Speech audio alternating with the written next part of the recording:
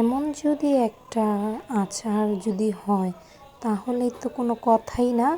এক প্লেট ভাত খেয়ে খাওয়া যাবে অনায়াসে, আর খিচুড়ির সাথেও যাবে, সব কিছুর সাথেই আপনার এই আচারটা যাবে, টক ঝাল মিষ্টি। আর আচারটা খেতে খুবই অসাধারণ হয়েছিল। চলুন কথা না বাড়িয়ে মূল প্রসেসে যাই। হ্যালো এভরিওয়ান, আসসালামু আলাইকুম। আশা করছি আপনারা সবাই ভালো আছেন। এই তো আপনাদের সাথে নিয়ে আসলাম একটা আচার রেসিপি। আমি যেভাবে বানাই আচারটা সেইভাবে। প্রথমে প্যান বসিয়ে দিলাম। প্যানে অনেকখানি সরিষার তেল দিয়ে দিচ্ছি। তেলটা গরম হয়ে আসলেই তারপর সরিষা বাটা দিয়ে দিব। এখানে পরিমাণ মতন নেবেন আপনারা, যতটুকু আমি নিয়েছিলাম হচ্ছে আচারের জন্য রসুন 1 কেজির মতন রসুন নিয়েছিলাম, আর এখানে নিয়েছি সেই পরিমাণ মতনই। আর এটাকে নাড়াচাড়া দিয়ে ভালো করে মিশিয়ে তারপরে দিয়ে দেবো একটু বিট নুন। বিট নুনটা দিলে খাবারের টেস্টটা বাড়ে, আর সাথে একটু সাদা লবণ দিয়ে দিলাম, আর মরিচের ফাঁকি দিয়ে দিচ্ছি, আর হলুদের ফাঁকি অল্প অল্প করেই দিয়ে দিচ্ছি। আর এই তো নাড়াচাড়া করছি। আর আচারটা খেতে খুবই অনেক মজা হয়েছে। আপনারা খিচুড়ির সাথেও খেতে পারবেন, অনেক সাথে আপনার ডালের সাথেও খাওয়া যাবে। খুব মজার একটি আচার। রসুনের সাথে আরও কি কি অ্যাড করব দেখতে থাকুন। আর এই তো রসুনটা দিয়ে দিয়েছি। রসুনটা আর একটু ভাজা ভাজা হয়ে আসলেই আমি আবার তেঁতুল দিয়ে দিব। এই তো আমি কিছুটা তেঁতুল নিয়েছি, আর এটার সাথে দিয়ে আমি মিশিয়ে নাড়াচাড়া করছি। আর সাথে কয়েক টুকরা আম দিয়ে দিব। আম দিলে তো আরও অনেক মজা হয় আচারটা। আর এখানে আমি বোম্বাই মরিচগুলো ধুয়ে রেখে দিয়েছি, আর আমি বোম্বাই মরিচের ডাঁট ফালাই নেই, এটা সহকারে আমি এটা দিব। আর এই তো এগুলা আমি এখন আচারে ঢেলে দিচ্ছি। আর খুবই একটা মজার আচার ছিল, খুবই মজা। অনায়াসে আপনারা শুধু খেতে পারবেন। অনেক মজার একটা আচার আপনাদের সাথে শেয়ার করে দিলাম। আশা করছি আমার ভিডিওটা আপনাদের ভালো লাগবে। অবশ্যই আমার ভিডিওটা লাইক কমেন্ট আর শেয়ার করে দিবেন। আর যারা আমার ইউটিউব চ্যানেল থেকে দেখছেন অবশ্যই সাবস্ক্রাইব করে দিবেন। আর এই তো আমটা দিয়ে আমি নাড়াচাড়া করছি যাতে আমটা সিদ্ধ হয়ে আসে। আর এই তো এখন আমি তেঁতুলটা দিয়ে দিলাম।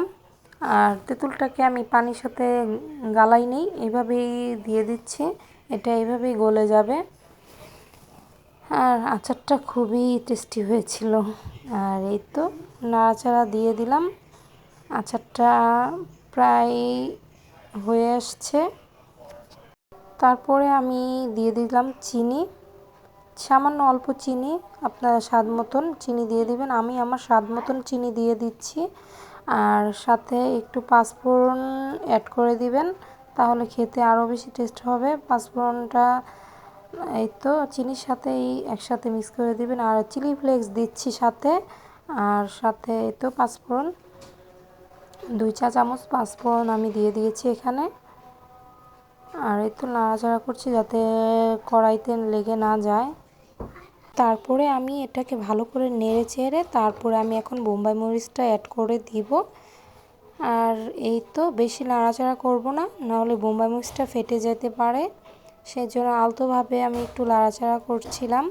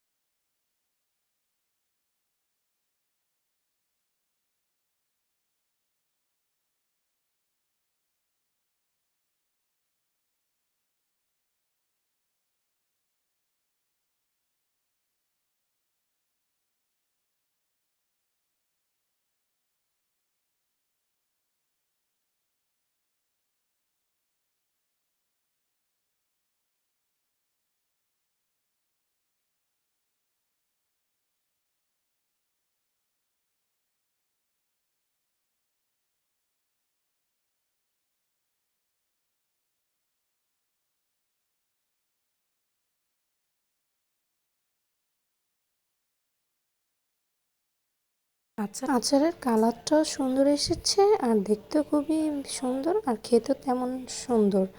যাই হোক, আশা করছি আপনারা আমার ভিডিওটা দেখবেন অবশ্যই। ধন্যবাদ।